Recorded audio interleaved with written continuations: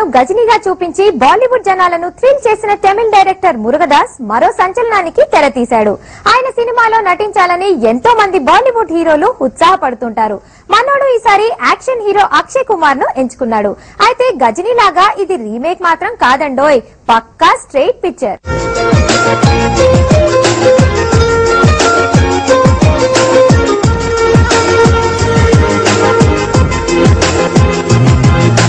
मेरी अधूरी प्यास प्यास तो आ गई मन को रास रास अब तो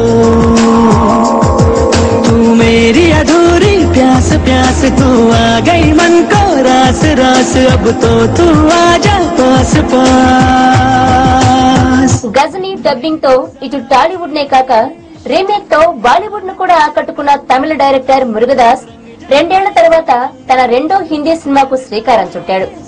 संग है गुजारिश कह दे तू हाँ तो जिंदगी झरनों से छूट के हंसेगी मोती होंगे मोती राह में.